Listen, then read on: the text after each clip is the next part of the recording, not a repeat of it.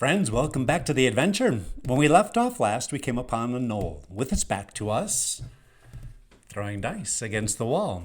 We had a choice to make. Should we sneak past the knoll to the corridor just beyond it, or attack? We put it to a vote, and at first it seemed like we might be sneaking. But then, overwhelmingly, it was decided we have done enough sneaking. Let's attack. And so we shall. But with what?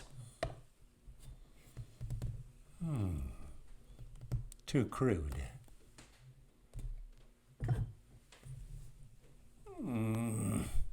Not enough poke.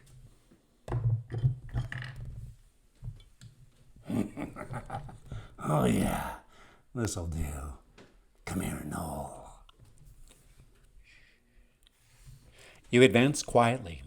When you're almost within striking range, your toe strikes a pebble and clatters across the floor. The knoll looks up from its game and drops the bone and dice. It lets out a roar and starts after you. You speed off down the corridor. The knoll is about 10 paces behind you, but you are faster and lighter, and it's loaded down with armor. The corridor is short, and as you sprint around the bend, you find yourself in another small cave covered in glowing green fungus. It hangs over the ceiling and walls and drips from the doorway. Since it all looks the same, you make the mistake of assuming it's harmless, edible fungus. As you speed through the doorway, a piece of it falls on your cloak. Instead of bouncing off harmlessly, it hisses and bubbles and burns through the fabric. It's green slime. "Oh no!" cries Mim. "You've made a terrible mistake. Don't let it touch us, or it will dissolve your flesh and my beautiful gems." You don't need Mim to tell you that you're in a fix. Thinking fast, you realize you have two choices. Neither of them appeals to you. Quickly, you take off your cloak, making sure that it doesn't touch your body, and hold it far away from you. You draw your sword and turn.